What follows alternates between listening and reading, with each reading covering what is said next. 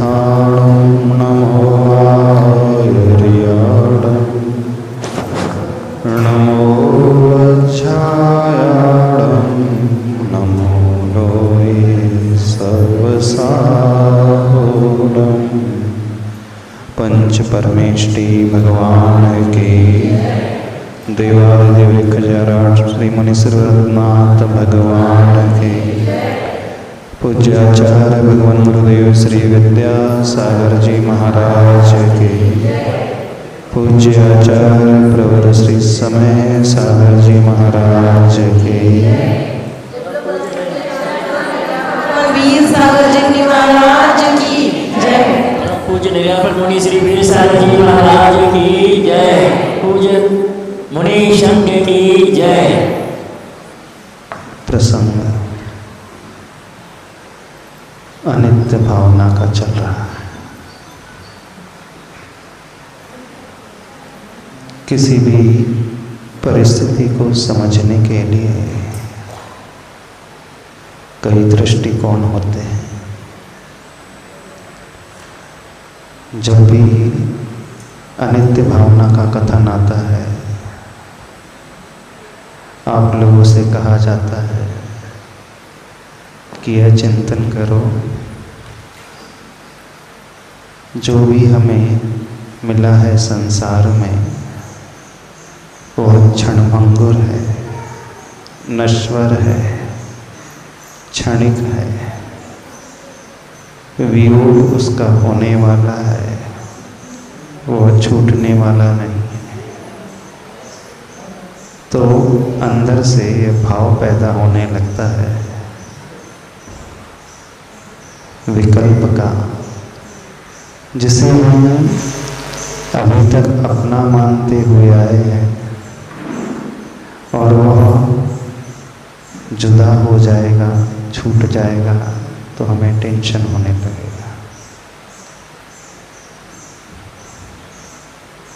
अब इसी परिस्थिति को थोड़े से दूसरे दृष्टिकोण से समझने की कोशिश करें।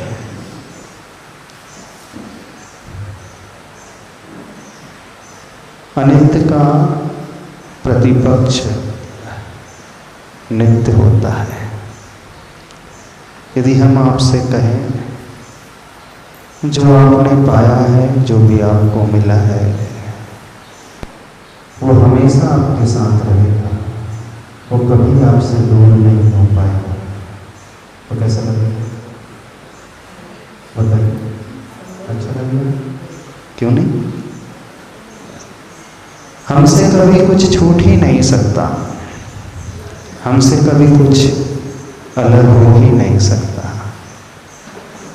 हमसे कोई भी व्यक्ति कभी दूर जा नहीं सकता। अब नित्य भावना का चिंतन करना शुरू कर दो। एक बहुत अच्छा प्रिंसिपल है जैन धर्म का। जब द्रव्य के लक्षण की बात आती है, द्रव्य कैसा होता है, तो वहाँ कहा है उत्पाद व्यय द्रव्य युक्तम सत सद्रव्य लक्षणम। अर्थात दुनिया में जितने भी जीव हैं, जितने भी व्यक्ति हैं, जितनी भी आत्माएं हैं, जितने भी द्रव्य हैं, हर व्यक्ति के भीतर हमेशा ये तीनों चीज़ें घटित होते रहती हैं। कुछ उसके भीतर हमेशा उत्पन्न होते रहता है और कुछ ऐसा है जो हमेशा नष्ट होते रहता है। लेकिन उत्पन्न और नष्ट होने के बीच की एक कड़ी है, वो ध्रुवता को लिए हुए है, द्रव्य को लिए हुए, वह जोड़ करके चलने वाली है। और जो द्रव्य होता है वो हमेशा रहता है, नित्य रहता है, उसका कभी मरण नहीं होता। यदि हम यह दृष्टि अपने भीतर लेकर के आ जाए कि हम कभी संसार से दूर हो ही नहीं सकते, हम कभी मर ही नहीं सकते, अथवा जिसे हम चाहते हैं वो कभी मरेगा नहीं, तो कैसा लगेगा? आप किसे चाहते हो? चलो बताओ, बी वेरी प्रैक्टिकल। हाँ, आप अपने संसार में, अपनी दुनिया में किसे चाहते हो? सबसे ज्यादा आसक्ति किससे है आपकी? बेटी से कि बेटे से? नहीं नहीं, अभी शरीर को अपन थोड़ा सा गौण करें। सबसे ज्यादा राग, सबसे ज्यादा अटैचमेंट किससे है? बेटी से, बेटे से, हस्बैंड से, माता से, पिता से? किससे है? होगा, ऐसा तो है ही नहीं कि आप संसार में रह रहे हो और किसी से आपका जुड़ाव ना हो। होगा ना, सबका जुड़ाव है। ऐसा कोई व्यक्ति है जो कहता है कि मेरा किसी से कोई जुड़ाव नहीं? कौन है ऐसा व्यक्ति यहां बैठा हुआ? किसी से भी आत्मीयता नहीं संसार में, किसी से कोई अटैचमेंट नहीं, कोई राग नहीं। तो हम देखना चाहते हैं ऐसे व्यक्ति को। हाँ है, ऐसे भी बहुत सारे लोग होते हैं जिन्हें किसी से कोई राग नहीं होता। जिन्हें किसी से कोई राग नहीं होता वो भगवान बन जाते हैं, वो वीतरागी हो जाते हैं, वो वैरागी हो जाते हैं, उन्हें किसी से कोई राग नहीं होता। अब हर इंसान का किसी न किसी से राग तो है। तो जिसे आप बहुत अधिक चाहते हो, बहुत अधिक राग है, और हम कह रहे हैं वो व्यक्ति कभी नहीं मरेगा, तब कैसा लगेगा? नहीं मरेगा हम कह रहे हैं, शास्त्र ये कहते हैं, भगवान ये कह रहे हैं, कोई व्यक्ति कभी नहीं मर सकता। इवन साइंस भी ये कहता है, energy can not be created nor it can be destroyed. Energy और substance can not be created nor it can be destroyed. It's just transform from one stage to another stage. वह द्रव्य, वह ऊर्जा न तो वो पैदा होती है और न ही वह समाप्त होती है। जो एनर्जी होती है, इलेक्ट्रिक एनर्जी आपकी काइनेटिक एनर्जी में कन्वर्ट हो जाती है, फिर वो मैकेनिकल एनर्जी में कन्वर्ट हो जाती है, फिर वो और दूसरी एनर्जी में कन्वर्ट हो जाती है। यही होता है। ऊर्जा का परिवर्तन एक ऊर्जा से दूसरी ऊर्जा में होता रहता है। तो ऊर्जा को तो हम पैदा कर ही नहीं सकते विज्ञान के अनुसार, और सब्सटेंस, उस द्रव्य को भी हम पैदा नहीं कर सकते जो संसार में है ही नहीं, जिसका एग्जिस्टेंस ही नहीं है, उसे हम कभी पैदा नहीं कर सकते। और जिसका एग्जिस्टेंस है उसे हम कभी समाप्त भी नहीं कर सकते। जिसका अस्तित्व भी नहीं है उसे भगवान भी नहीं पैदा कर सकते, नहीं कर सकते। और जिसका अस्तित्व होता है उसे संसार की कोई शक्ति समाप्त नहीं कर सकती। आपका अस्तित्व है कि नहीं है? अस्तित्व है ना, एग्जिस्टेंस है। जिसे आप चाहते हैं, आपकी अपनी बेटी, बेटी को चाहते हैं, बेटे को, दोनों को बराबर। हाँ, जिनके बेटे बेटी हैं अथवा जिनके बेटे हैं, दोनों को बराबर है। कि बीच में एक व्यक्ति और आ जाता, पति भी आ जाएगा, तीनों को बराबर। और चार हो तो फैमिली मेंबर, तो चार को बराबर। शायद तीनों चारों को बराबर तो नहीं चाहते आप, कड़वा सत्य है ना, बराबर नहीं चाहते तीनों को। एक प्रायोरिटी लिस्ट में सबसे टॉप पर रहेगा।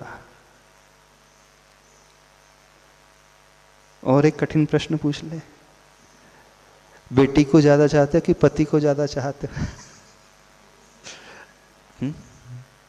किससे चाहते हो? अपनी संतान को ज्यादा चाहते हो कि अपने पार्टनर को ज्यादा चाहते हो? कि समय से वो चाहत भी बदलते जाती है। जब तक बच्चे का जन्म नहीं होता तब तक पार्टनर को ही व्यक्ति चाहता है। जैसे ही बच्चा आता है उसके जीवन में संतान पहले नंबर पे आ जाती ना। ऐसी है, संसार बड़ा स्वार्थी है। आप जिसके लिए जान छिड़कते थे, मरने के लिए तैयार हो जाते थे, अब वो साइडलाइन हो जाता है, समय से हो जाता है। पहले जिसके बिना आप रह नहीं सकते थे,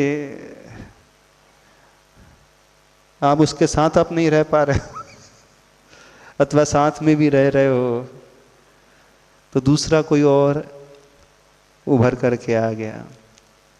अब ज़्यादा अंतर नहीं पड़ता है, वो आए ना आए, थोड़ा तो अंतर पड़ता होगा पर ज़्यादा अंतर नहीं पड़ता।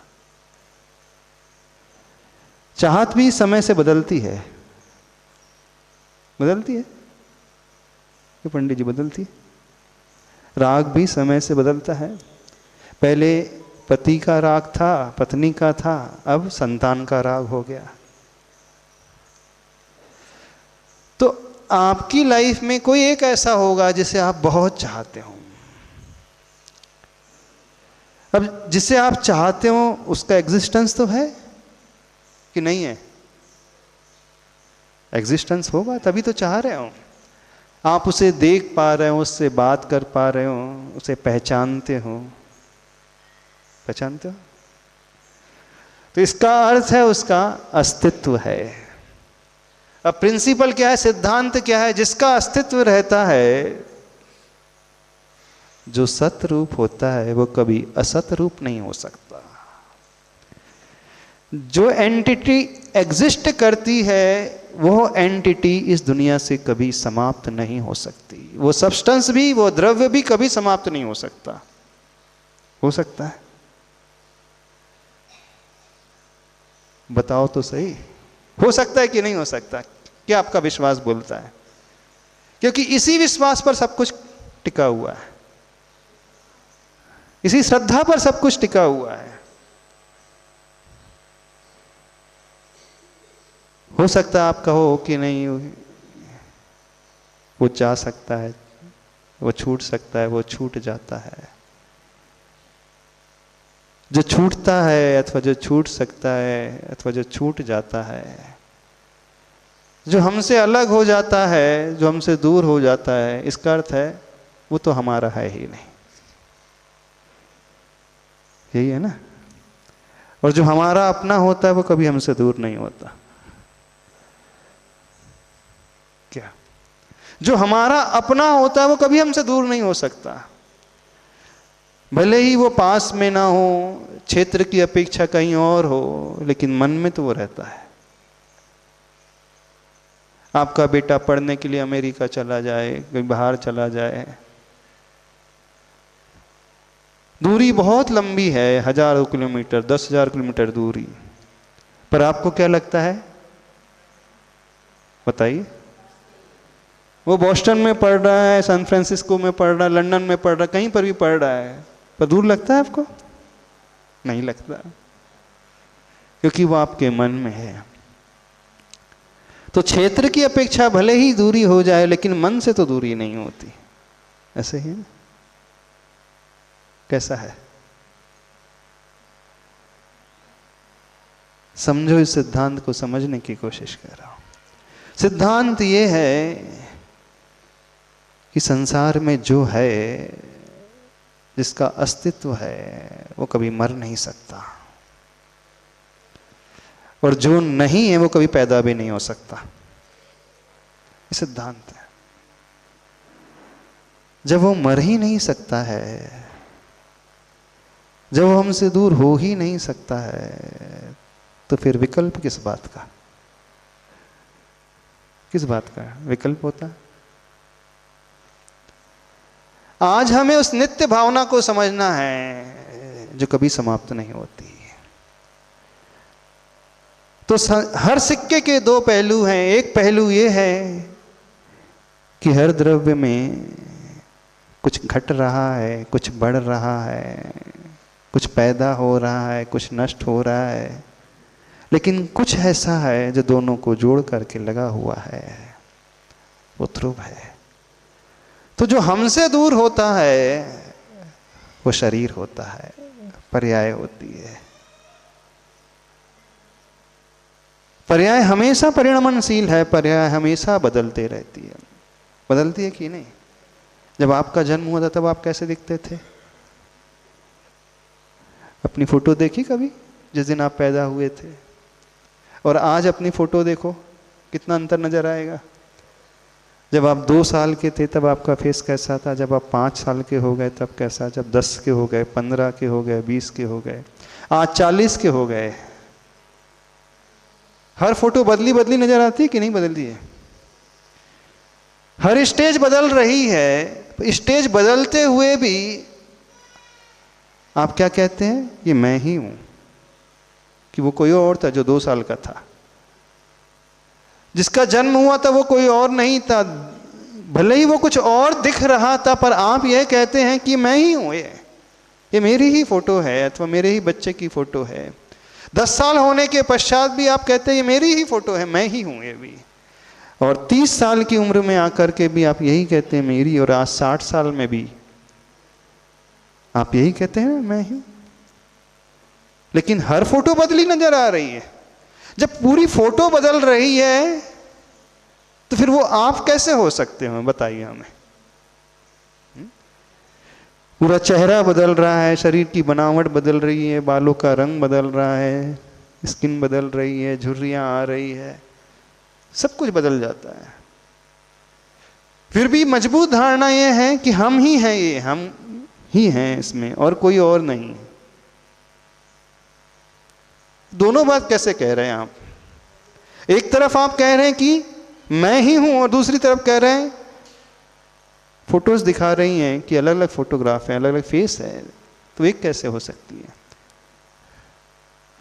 दोनों विपरीत बातें हैं कि नहीं? फिर भी आप कैसे स्वीकार कर लेते हैं, कैसे मान लेते कि वो मैं ही हूं? आप दोनों बातें साथ लेकर के चल रहे हैं। कुछ ऐसा है जो नहीं बदल रहा है, लेकिन कुछ ऐसा है जो प्रतिपल बदल रहा है। और जो प्रतिपल बदल रहा है, हर क्षण बदल रहा, वो शरीर है। और जो नहीं बदल रहा है वो आप हो। आपकी आइडेंटिटी क्या है? पहचान क्या है? बताइए। शरीर से आपकी पहचान है कि आत्मा से आपकी पहचान, कि मिली जुली अवस्था वाली आपकी पहचान है? कौन सी पहचान है? और हम पूछ ले, आप अपने बेटे को चाहते हो कि बेटे के शरीर को चाहते हो, कि बेटे की आत्मा को चाहते हो? किसे चाहते हो? आप जिसे भी चाह रहे हो, बेटे के शरीर को कि बेटे की आत्मा को? क्या किसे चाह रहे हो? बेटी को कि बेटे की आत्मा को? किसे चाह रहे हो? बोलिए तो। मिलीजुली पर्याय को चाहते हैं। हाँ, मिलीजुली पर्याय को चाहते हैं। यदि मिलीजुली पर्याय को चाह रहे तो पर्याय तो हमेशा बदल रही है ना। जो जन्म के समय था उस बेटे का चेहरा, उसका शरीर 1 फीट का था। समय के साथ साथ जैसे जैसे उम्र बढ़ती गई, उसका शरीर भी तो हर क्षण बदल रहा है। हर क्षण बदलते हुए शरीर को देख करके भी आप यही कहते हैं कि ये मेरा ही बेटा है, वो ही है। तो आपको दुख क्यों नहीं होता है जब उसका शरीर बढ़ जाता है, उसके शरीर का रंग बदल जाता है? कौन सी स्टेज को चाहते? जब जन्म हुआ था वो वाली स्टेज को चाहते हो? 2 साल वाली स्टेज को? 3 साल वाली, 4 साल वाला बच्चा चाहते हो? जब बच्चा 4 साल का हो जाता है तो आपको लगता है ना जल्दी जल्दी बड़ा हो जाए। लगता है कि नहीं? नहीं लगता। और बच्चे को भी लगता है मैं भी जल्दी जल्दी बड़ा हो जाऊं। कौन से बच्चे को आप चाह रहे हो? हम सिर्फ ये जानना चाहते हैं। जन्म वाले बच्चे को? बताइए, क्या है? सोचिए आप कौन से बच्चे को चाह रहे हो? 5 साल वाले शरीर जिसने उस रूप को धारण कर लिया, उसकी 10 साल वाले बच्चे कि आपका बच्चा 10th क्लास में 15 साल का हो गया, अब 15 साल में उसका शरीर और कुछ बड़ा हो गया है, बदल गया है। भले ही शरीर बदलता गया है, हर पल बदलता गया है, लेकिन आपने उसके शरीर को नहीं चाहा। उस शरीर के भीतर बैठे हुए उस बच्चे को चाह, उसकी आत्मा को चाह, नहीं चाह। तो आत्मा तो मरती नहीं कभी। द्रव्य है ना, आत्म द्रव्य है, जीव द्रव्य है, वो तो कभी मरता नहीं। मरता है। जब वो मर ही नहीं रहा तो फिर किस बात का टेंशन, किस बात का विकल्प? हाँ, क्या बोल रहे हो? जब वो मर ही नहीं रहा। हम महाराज जी द्रव्य दृष्टि से देख ही नहीं पा रहे हैं, हम पर्याय को ही देख रहे हैं, इसलिए हमें दुख हो रहा है। तो गलती किसकी है? हमारी ही गलती है, हमें सुधारना चाहिए अभी। तो वो देखना सीखो ना, जो कभी समाप्त नहीं होगा, जो कभी छूटेगा नहीं। हमें विकल्प तभी होता है जब हमसे वस्तु छूटती है। देखो सीधा सा नियम है, जो हमने जोड़ करके रखा है जब वो छूटती है तो टेंशन होता है, अथवा ये भय पैदा होने लगता है अभी तो छूट ना जाए, तभी टेंशन होता है ना। लेकिन जिस दिन ये धारणा मजबूत बन जाएगी कि वो कभी छूटेगा ही नहीं, वो कभी मरेगा ही नहीं, वो कल भी था, वो आज भी है, आगे भी, और वो कल भी रहेगा। एक बहुत अच्छी कहानी सुन, बड़ी अच्छी कथा आती है प्रथमान्युग ग्रंथ में, और रियल घटना है, समझना। शास्त्रों में आई है, कपल था और वो जो व्यक्ति था सुनार था, और उस राज्य में रहने वाला सबसे योग्य सुनार। उसके हाथ में जो कला थी किसी के हाथ में नहीं। वो जैसा सुंदर सोने का हार बनाता था उस जैसा हार कोई नहीं बना पाता था, और बड़ी मेहनत से उसने रानी के लिए एक बहुत सुंदर स्वर्ण का हार, उसमें सुंदर सुंदर रत्न जड़ दिए। उस हार को देख करके रानी बहुत प्रसन्न हुई। अब जैसा उसने हार बनाया था उस जैसा हार दुनिया का कोई भी सुनार नहीं बना सकता था। जो कारीगरी उसने की थी, इतनी फाइन कारीगरी की थी, कोई भी नहीं कर सकता था। कुछ समय के पश्चात एक बड़ी अजीब घटना घटती है। वो सुनार यंग अवस्था में ही मरण को प्राप्त हो जाता है। अब देखना कहानी में ट्विस्ट क्या है। लेकिन जिस रात मरण हुआ उसी रात उसने अपनी पत्नी से संबंध बनाया, और ऑल ऑफ सडन अर्धरात्रि को उसका मरण हो गया। अब वो शरीर छूट गया। अब जब मरण हो गया, 9 महीने के बाद पत्नी एक बच्चे को जन्म देती है। ध्यान से सुनना, बड़ी कथा रोचक है। और जब बच्चे का जन्म होता है, वो 3-4 साल का होता है, तो उस बच्चे को जाति स्मरण हो जाता है। एक ज्ञान होता है जाति स्मरण ज्ञान। जाति स्मरण ज्ञान ये कहलाता है कि उस बालक को अपने पूर्व भव का पूरा याद आ जाता है। आप लोगों ने भी ऐसी घटना सुनी होंगी, न्यूज़पेपर में बहुत सारी घटना आती हैं। एक बच्चे का जन्म हुआ, गांव में जन्म हुआ, और वो अपने पूर्व भव की घटना बता रहा है कि मैं अमेरिका में था, और वो पूरी वैसी ही अमेरिकन इंग्लिश में बात करता, पूरी साइंटिफिक लैंग्वेज में बात कर रहा था, क्योंकि पूर्व भव में वो साइंटिस्ट था।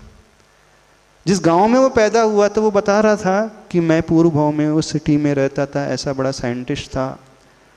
जब पूरा रिसर्च किया गया तो सही पाया गया, जो जो उसने बताया बिल्कुल एज इट इज। यानी आज भी ऐसे उदाहरण मिलते हैं जिन बच्चों को अपने पूर्व जन्म का याद आ जाता है। तो पूर्व जन्म का याद आ जाना, उसका नाम है जाति स्मरण ज्ञान। जैन शास्त्रों में वर्णन आता है। अब जब वो 3 वर्ष का बालक हुआ, लगभग 3-4 वर्ष का, तो उसे जाति स्मरण हो गया, अर्थात उसे पूर्व भव का पूरा दिखने लगा। अब पूर्व भाव में जानते हो वो कहाँ था? जिस घर में पैदा हुआ पूर्व भाव में वो उसी घर में था, और जिससे वो पैदा हुआ पूर्व भाव में वह उसी का पति था। क्या कह रहे हैं? यानी वह पति अपनी पत्नी से संबंध बनाता है और अपने ही वीर से अपनी ही पत्नी के गर्भ में आकर के जन्म ले लेता है। संबंध बनाते ही उसमें जीव आ जाता है ऐसा नहीं। साइंस भी मानता है कुछ पीरियड में उसमें आत्मा आकर के जन्म ले लेती है। और जैन शास्त्र कहते हैं संबंध बनाने के पश्चात अंतर्मुहूर्त से लेकर 15 दिन तक का टाइम पीरियड होता है। उस टाइम पीरियड में आकर के जब रज और वीर मिलता है, उस मिश्रण में कभी भी कोई आत्मा जन्म ले सकती है। और संयोग ऐसा हुआ, उसी रात्रि को उसका मरण हुआ और वह अपनी ही पत्नी के गर्भ में आकर के पैदा हो गया। अब उसका जन्म हो गया, कुछ वर्षों में उसे पूरा याद आ गया, जाति स्मरण आ गया। अब वो सोचता है कि मैं जिसे अभी तक मां मान रहा हूं, ये तो मेरी पत्नी थी। क्या विचार आता? धीरे धीरे वो बढ़ने लगा, उम्र बढ़ने लगी। वो बात ही नहीं करता था, किसी से बात नहीं करता था। थोड़ा और बड़ा हुआ, 10 साल का, 11 साल का, 12 साल का। वो बच्चा किसी से नहीं बोलता था घर में। उसे बड़ा संकोच होता था, मैं इसे मां कहूं या पत्नी कहूं? आप बताएं क्या कहना चाहिए उसे? चलो आपसे पूछ रहे हैं, क्या कहना चाहिए उसे? मां? पर उसे तो पत्नी दिख रही है और वो अपनी पत्नी के गर्भ में पैदा हुआ है। बड़ी इंटरेस्टिंग कथा है। जब वो 10-12 साल का हो जाता है, जो हार उसने बनाया था रानी का, वो हार जो है रानी का टूट जाता है। अब रानी का हार सोने का टूट जाता है तो रानी राजा से कहकर के उस हार को सुधरवाने के लिए सुनार के पास भेजती है। लेकिन कोई भी सुनार उस हार को सही नहीं कर पाया। घूमते घूमते इसी के घर में वो हार आता है और वो 12 साल का बच्चा जो है उस हार को पूरा बना देता है और रानी के पास पहुंचा देता है। तो रानी और राजा पूछते हैं, पूरे राज्य में इतने सारे सुनार इस हार को नहीं सुधार पाए और तुम 12 साल के लड़के हो, तुमने कैसे सुधार दिया? जब वो राजा रानी उससे पूछते हैं तब वह पहली बार बोलता है, राजा से कहता है, राजन जानते हो ये हार किसने बनाया? बोले, ये हार बनाने वाला भी मैं ही था। पूर्व में मैंने ही इस हार को बनाया था और आपके लिए भेंट किया था, लेकिन मेरा मरण हुआ और मरण हो करके मैं अपनी ही पत्नी के गर्भ में आ गया। अब वो मेरी माँ बन गई है। अब मुझे ये समझ में नहीं आ रहा है मैं उसे माँ कहूँ, पत्नी कहूँ। अब जब मेरी बात दुनिया के सामने आ ही गई है, राजा रानी आपने जान लिया है, मेरी पत्नी ने भी जान लिया है, अब मैं इस घर में नहीं रह पाऊँगा, अब मैं इस संसार में नहीं रह पाऊँगा। और उसी दिन उसे वैराग्य आता है और दीक्षा ले लेता है। सही घटना घटी है। अब जिस पत्नी के साथ रहता था, उस पति का वियोग हो गया, तो वियोग होने पर पत्नी बहुत दुखी रहती थी। बोली, इसलिए दुखी रहती थी, यंग उम्र में ही मेरा पति चला गया। लेकिन धीरे धीरे उसने संभाला और 9 महीने बाद जब बच्चा पैदा हुआ तो बड़ी खुश रहने लगी। चलो एक सहारा मिल गया, बच्चा आ गया। अब आप बताइए, वो जो रो रही थी, सही में रो रही थी, किसके लिए रो रही थी? अब वो उस बच्चे को पति के रूप में नहीं जानती थी, उस बच्चे को तो बेटे के रूप में जान रही है। लेकिन था तो वही जीव। आप किसके लिए रो रहे हो, किसके लिए विकल्प करते हो? सत्य घटना है ये, शास्त्र में आई है घटना और घटी हुई घटना है। कहने का अभिप्राय, आप जिसे लेकर के इतना विकल्प करते हो वो तो मरता ही नहीं है। उसका पति मरा कहाँ था? अच्छा आप बताओ, उसका पति मर गया था? हाँ, पति मर गया था? कहाँ मरा था? वो तो उसी के घर में आके पैदा हो गया था, पैदा हो गया था। अब वो शोक करे कि खुशियां मनाए? हाँ, जब जब वो पति को याद करती तो शोक करती, बेटे को देखती तो खुशियां मनाने लगती, जबकि जीव एक ही है। तो आप जिसके लिए शोक करते हो अथवा खुशियां मनाते हो, क्या है? किसके लिए विकल्प, किसके लिए रोना धोना, किसके लिए ज्यादा फूलना? जो आत्मा है वो आत्मा कभी नहीं मरती और उसकी आत्मा भी नहीं मरी। वह आत्मा तो पहले दूसरी पर्याय में थी, दूसरे शरीर में थी, वह शरीर छूटा तो उसे नया शरीर मिल गया। नया शरीर मिलने के बाद खुश होना चाहिए कि दुखी होना चाहिए? नहीं नहीं, पूछ रहे हैं। जैसे आपने कार खरीदी, पूरी डैमेज हो गई है और एक्सचेंज ऑफर में जाकर के आप नई कार लेकर के आते शोरूम से, कितने लोगों को बहुत दुख होता है। 10 साल जिस कार ने साथ निभाया, 10 साल के 15 साल ही ले लेते, 15 साल जिस कार ने साथ निभाया, वो कार ब्रेक को छोड़कर सब लगता है, हॉर्न को छोड़कर सब बजता है, ऐसी स्थिति थी। जिसके अस्थि पंजर एक एक ढीले हो चुके हैं। कितने लोग ऐसे हैं जब एक्सचेंज ऑफर में उस कार को बदल करके नई ला लेते हैं, उन्हें बड़ी पीड़ा होती है। कार के वियोग में दुख होता है? जय, किससे दुख होता है? दुख तो किसी को नहीं होता है, बल्कि हर व्यक्ति खुशियों से भर जाता है। बोले क्यों? नई कार आ गई। तो गाड़ी ही बदल रही है, शरीर ही बदल रहा है, आत्मा तो वही है। जो शरीर वृद्ध हो चुका है, बीमार हो चुका है, पैरालिसिस जिसमें हो चुका है, हार्ट अटैक की समस्या आ रही है, माइग्रेन की समस्या आ रही है, और स्पाइंडोलाइसिस है, और कौन कौन सी बीपी है, शुगर है, जमाने भर की ढेर सारी बीमारियां हैं। अब क्या है? एक्सचेंज ऑफर में नया मिलने वाला है। तो खुशी होना चाहिए कि दुखी होना चाहिए व्यक्ति को? नया मिले तो खुश होना चाहिए ना। फ्रेश, बढ़िया, न्यू ब्रांड, नई क्वालिटी, नया शरीर, सुंदर शरीर, एनर्जेटिक रहेगा। क्या होना चाहिए बताइए आप लोग? जब ये शरीर छूटे तो हमें आंसू बहाना चाहिए कि नए शरीर मिलने वाला, उसे सोच करके आनंद से भरना चाहिए।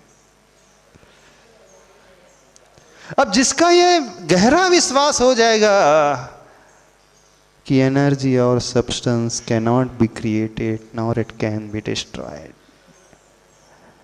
यह जीव, यह आत्मा न कभी मर सकती है, न कभी पैदा हो सकती है।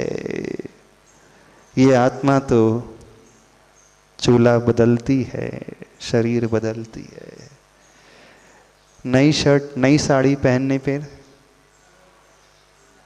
पुरानी साड़ी छोड़ने पर कितने लोग आंसू बहाते हैं? कितनी महिलाएं आंसू बहाती हैं? जो साड़ी एकदम छिन्न छिन्न हो चुकी, भिन्न भिन्न हो चुकी है, छिद्र हो चुके हैं, एकदम गंदी हो चुकी है, एक्सचेंज ऑफर में नई साड़ी आ गई है, खुशी होना चाहिए कि नहीं? तो जो साड़ी अथवा जो शरीर बीमार हो चुका है, दांत नहीं है, आंत नहीं है, आंत काम नहीं कर रही है, बाल नहीं है, कुछ नहीं बचा है, कुछ गाड़ियां ऐसी होती सर्विसिंग सेंटर में भी भेजो तो कोई फर्क नहीं पड़ता, वो भी मना करते सर्विसिंग सेंटर वाले भी, कुछ नहीं हो पाएगा, आप तो क्या करो, स्क्रैप के भाव में निकाल दो। स्क्रैप के भाव में निकलती है कि नहीं? तो अब जो शरीर ऐसा हो चुका है, स्क्रैप के लायक हो चुका है, तो उसे देख करके विकल्प होना चाहिए। हाँ, क्यों धुर्रा परिवार, विकल्प होना चाहिए? नहीं होना चाहिए, खुशी होना चाहिए कि नहीं? पुराना जाएगा, नया आएगा। तो जिसका गहरा विश्वास है कि आत्मा कभी मरती नहीं, आत्मा तो हमेशा नित्य है, वो जो इस द्रव्य दृष्टि को लेकर के आ जाता है, द्रव्य दृष्टि ये कहलाती कि हम द्रव्य को देखना सीखें। द्रव्य कभी समाप्त नहीं होता, द्रव्य का कभी वियोग नहीं होता, वो हमेशा नित्य है। और पर्याय जो होती है वो हमेशा अनित्य है, और पर्याय और गुण वाला ही द्रव्य होता है। गुण पर्यायवत द्रव्यम, यानी उस द्रव्य में कुछ ऐसा है जो गुण है, उसके कभी नष्ट नहीं होते, लेकिन उसका शरीर हमेशा बदलते रहता है। हर बदलते हुए शरीर में आपने कभी शरीर को नहीं देखा, उस एक दिन के बच्चे को, 2 साल के बच्चे को, 5 साल के बच्चे को, 10 साल के बच्चे को, 20 साल के बच्चे को, हर अवस्था में उसका शरीर भिन्न भिन्न था। फिर भी आप उसके शरीर को नहीं देख रहे थे, उस शरीर के भीतर रहने वाली उस आत्मा को, शरीर ही को देख रहे थे, उस चीज़ देख रहे थे। तभी तो आपको विकल्प नहीं हो रहा था, क्योंकि आपकी धारणा थी शरीर तो बदलता रहता है, लेकिन जीव वही है। हाँ, एक आयु में 0 से लेकर 70 ईयर्स तक जो शरीर बदल रहा है, और एक स्टेज वो आती है कि शरीर ही एक्सचेंज हो रहा है। तो यदि हम अपने विकल्पों को शांत करना चाहते हैं तो हमें क्या सोचना चाहिए, कौन सी दृष्टि रखना चाहिए, बताइए। बस एक उपाय है, हमेशा नित्य भावना का चिंतन करो। नित्य भावना का अर्थ है जो हमने पाया है वो हमसे कभी दूर नहीं हो सकता। और विशेष बात समझना, जिनके लिए आप आंसू बहाते हो, रोते गाते हो, वो मर करके दूसरी गति में जाकर ऐशो आराम कर रहा है। हाँ, वो स्वर्ग में जाके पैदा हो जाता है तो हजारों देवियों के साथ घूम रहा है, और आप आंसू बहा रहे हैं, हे भगवान क्या होगा, कैसा होगा। जिसके लिए आप आंसू बहा रहे हैं उसको चिंता ही नहीं, वो कभी लौट करके नहीं आता पूछने के लिए कैसे हो आप, यानी उसे आपकी याद नहीं आ रही। जब उसने आपको भुलाया तो फिर आप क्यों टेंशन ले रहे हो, आप भी भुलाओ। जब वो नई दुनिया में जाकर के नए लोगों के साथ रमने लगा, छोड़ो आप उसे। और जब आपका अपना हो तब आपको छोड़ करके नहीं जा सकता। तो हमारा अपना क्या है, हमारी आत्मा। हमारा अपना क्या है, आत्मा में रहने वाली क्वालिटीज, हमारे गुण, वो ज्ञान, वो दर्शन, वो चेतना, वो कभी नष्ट नहीं हो सकती, कभी नहीं छूट सकती। तो जो अपना होता है वो कभी दगाबाज नहीं होता, कभी धोखा नहीं देता है, और जो धोखा दे देता है, छोड़ देता है, वो दगाबाज होता है, वो अपना नहीं होता है। तो बेवकूफ़ी की भी हद है, आप सभी लोग उसका विकल्प करते हो जो हमेशा दगाबाज है। नहीं है? कुछ समझ में आ रहा है? तो अब क्या करना है, किसी का वियोग होगा तो प्रसन्न होना है, नया शरीर मिलने वाला, नई गाड़ी आने वाली, बढ़िया नहीं होना चाहिए। देखो वस्तु स्थिति यही है, उसी स्थिति को देख करके आप रो भी सकते हो, आंसू भी बहा सकते हो, विकल्प भी कर सकते हो, और उसी स्थिति को देख करके आप खुश भी हो सकते हो। आप कुछ भी करो, जो है सो है, वो रहेगा, वो नहीं बदल सकता, वो नहीं बदलने वाला। हमें अपनी दृष्टि ही बदलना होगा। एकमात्र उपाय संसार में रहने का, निर्विकल्प सुखी रहने का, आनंद में रहने का यही है कि हम अनित्य भावना के साथ साथ नित्य भावना को पैरेलल लेकर के चलें। जो ऐसा चिंतन करने लगता है वो दुनिया में हर संयोग में और हर वियोग में आनंद से रहता है, हर व्यक्ति के साथ आनंद से रहता है। फिर वो बेटा हो, बेटी हो, पति हो, पत्नी हो। आप जिसके लिए रो रहे हैं वो पता चला आपके घर में आकर के पैदा हो गया और उसमें पैदा हो गया था। अब इससे बड़ी विडंबना क्या होगी? पत्नी ही मां बन गई। इससे बड़ा कुछ हो सकता है? नहीं हो सकता। तो जिसका विश्वास ये होता है कि द्रव्य कभी नहीं मरता है, द्रव्य कभी नष्ट नहीं होता, तो आत्मा रूपी द्रव्य कभी नष्ट नहीं होता, कभी समाप्त नहीं होती, आत्मा कभी नहीं मरती, उसे ज़्यादा विकल्प नहीं होता है। अब आप कहोगे महाराज जी हम जिनके साथ रहते हैं थोड़ा तो लगाव हो जाता है, उसकी पर्याय छूटती है, शरीर छूटता है, उसे कुछ होता है, उसे बीमारी हो जाती है तो हमें टेंशन होने लगता है, हमें एंग्जाइटी होने लगती है, हम ऐसा सोचते हैं अब तो कुछ बचा ही नहीं है। ये उसके कारण नहीं हो रहा, हमारी गलत धारणा के कारण हो रहा है। इस बात को समझने की कोशिश कर रहे हैं। सारा खेल बस इसी का है और कुछ नहीं। बहुत पोथी पुराण पढ़ लेने से, बहुत शास्त्र का स्वाध्याय कर लेने से, बहुत सारे प्रवचन सुन लेने से, बहुत सारे व्रत उपवास कर लेने से ज़्यादा कुछ नहीं होने वाला, जब तक आपकी ये दृष्टि नहीं आएगी। नहीं तो आप उन बातों को लेकर के दुखी होगे जिसका सिर पैर ही नहीं है। वो पत्नी भी दुखी हो रही थी, मेरा पति चला गया, फिर वो खुश हो गई, बेटा आ गया। अब वो सोच रहा है मैं पति हूं कि बेटा, मुझे नहीं समझ में आ रहा है।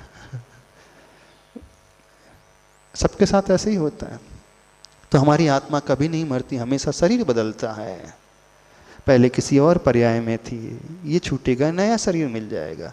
जब प्रथमानुयोग ग्रंथों का स्वाध्याय करते हैं उसमें जो पूर्व भवों का वर्णन आता है, क्या है वो सब? आखिर उसी जीव की एक लंबी यात्रा ही तो है। यदि हमारा ये पक्का विश्वास है कि हमारा एग्जिस्टेंस था, है और रहेगा, हमारा अस्तित्व, हमारी आत्मा का अस्तित्व पहले भी था, आज भी है और कल भी रहेगा। जैसे हमारी आत्मा थी, है और रहेगी, वैसे उसकी भी आत्मा थी, है और रहेगी। वो भी नहीं जा सकती, हम भी नहीं जा सकते, फिर किस बात का टेंशन? कुछ समझ में आ रहा है? नहीं, बात तो समझ में आ रही है, लेकिन क्या? हाँ, लेकिन क्या? हाँ, थोड़ा सा बताना। लेकिन क्या हो जाता है? जब बीतता है हम पर तो उस समय ये सब याद नहीं आता। नहीं आता याद? अब किसकी कमी है? यही तो हमें पहचानना है, यही सबसे बड़ी पहचान है। तो इस आइडेंटिटी को समझो, अपनी आइडेंटिटी को भी देखो और पर की भी आइडेंटिटी को भी देखो। आप व्यवहार में भी उसके शरीर को नहीं चाहते। यदि शरीर को चाहते तो बाल्य अवस्था से युवा अवस्था तक, प्रौढ़ अवस्था तक, वृद्ध अवस्था तक हर समय शरीर बदला है, पर आपको कोई विकल्प नहीं हुआ क्योंकि आप उसके शरीर को नहीं देख रहे थे, उस शरीर के भीतर रहने वाले उस जीव को देख रहे थे। यही है ना, हमेशा शरीर बदलता है, लेकिन उसमें आप वही व्यक्ति यही कहता है, शुरू में भी वही कहता है मेरा नाम ये है, 10 साल में भी वही कहता था, 20 में भी, 50 में भी, 70 में भी, जबकि सब बदल रहा था। बदलते हुए शरीर में उसने अपना नाम वही रखा था। बदलते हुए शरीर में हम आत्मा को देखना सीखें, बस यह दृष्टि अपने जीवन में लाना सीखें। तो अनित्य भावना के साथ साथ नित्य भावना को पैरेलल लेकर के चलना है। सिक्के के दोनों पहलुओं को साथ साथ लेकर के चलना है। पर्याय हमेशा बदलती है, पर्याय दृष्टि में वो बदलते ही रहेगी, लेकिन द्रव्य दृष्टि में द्रव्य हमेशा स्थिर रहता है, वो कभी नहीं बदलता। इसी को हमें समझना है। जो इसे समझ लेगा वो सुनार की भांति हो जाएगा। जिस पत्नी से वो इतना राग करता था, अब वो पत्नी को देखना भी पसंद नहीं कर रहा था। क्यों नहीं? शरीर तो वही था पत्नी का, नहीं था? सब कुछ वही था, लेकिन उसकी दृष्टि बदल गई। तो आप लोग भी अपनी दृष्टि बदल लो, बदल लोगे तो अब क्या होगा? कैसा रिस्पॉन्स रहेगा आपका जब किसी का वियोग होगा? तो बताइए, रोओगे या हंसोगे? बीमारी हो जाएगी तो रोओगे या सिर्फ देखोगे? शरीर का परिणामन है, हो रहा है। प्रैक्टिकल होना सीखो, जीवन में समझना सीखो। शास्त्र स्वाध्याय करने का यही एक लाभ है। जब हम पूर्व भवों का वर्णन सुनते हैं, पढ़ते हैं, तो हम तब तो हमारा विश्वास हो जाना चाहिए ना कि आत्मा नहीं मरती है। थोड़ा सा अपने बारे में सोचो, जितनी आपकी उम्र है उसके पहले आप थे कि नहीं थे? हाँ, सपोज आप 40 इयर्स के हैं, 40 के, 50 के हैं, तो 50 के पहले थे कि नहीं? आप थे ना? मजबूती से कह सकते थे कि डाउटफुल है? क्या पता थे कि नहीं, ऐसा तो नहीं थे ना? जब 50 साल के पहले भी हम थे, शरीर के पहले भी हम थे, तो इस शरीर के बाद भी हम रहेंगे। अच्छा, आप तो थे, आपकी पत्नी, आपका पति था कि नहीं इस शरीर के पहले? पहले था ना? तो इस शरीर के बाद भी रहेगा। आपका बेटा, आपकी बेटी पहले थी कि नहीं? कि आपने उसे पैदा कर दिया, उसकी आत्मा को? आपने उसकी आत्मा को पैदा किया, आपके माध्यम से तो उसे शरीर मिला है। शरीर भी नहीं मिला है, एक रॉ मटेरियल मिला है, बाकी तो डेवलप वो अपने आप ही हुआ है। आपने उसे शरीर नहीं दिया एक प्रकार से, सिर्फ एक ऐसी अपॉर्चुनिटी दी है जिस अपॉर्चुनिटी को यूटिलाइज करके उसने अपना डेवलप कर लिया, अपना डेवलपमेंट किया है। यदि आप ही उसके शरीर को बढ़ाने वाले होते तो हर बच्चा जो गर्भ में आता है उसका अच्छा से जन्म हो जाना चाहिए, लेकिन कुछ बच्चे गर्भ में ही मर जाते हैं। आप सिर्फ उसे एक अपॉर्चुनिटी देते हैं उस जीव को बढ़ने के लिए, उससे ज़्यादा कुछ नहीं कर सकते आप। वो अपना पुण्य स्वयं लेकर के आता, अपना भाग्य स्वयं लेकर के आता है और स्वयं बढ़ता है। आपका संयोग सिर्फ इतना ही, इससे अधिक कुछ नहीं है। एक दिन वो चला जाएगा, वो अपना पुण्य लेकर के आया था, चला गया, आप भी चले जाओगे। तो हम सब की यात्रा कब से चल रही है? हम सब बिगनिंगलेस हैं, कोई इसकी शुरुआत नहीं है, कोई उसकी आदि नहीं है। तो जिसकी शुरुआत नहीं होती, आदि नहीं होता है, वो कहलाता है अनादि। हम सब की आत्मा कब तक रहेगी? 50, 100, 10, 100, 200 साल, इस भव के बाद भी भव, तो इन्फिनिटी, अनंत तक रहेगी। जब इस साइड भी देखते हैं तो वो बिगनिंगलेस है, और इस साइड देखते हैं तो वो एंडलेस है, फिर क्या टेंशन? हमारे साथ ही ऐसा नहीं है, हर जीव के साथ ऐसा है, सबके साथ ऐसा है। तो बस इस दृष्टि को लाना सीखो और जिंदगी में आनंद से रहना सीखो। Don't worry, be happy. ठीक है? बोले संत श्रोमणी आचार्य गुरुदेव श्री विद्यासागर जी महाराज की।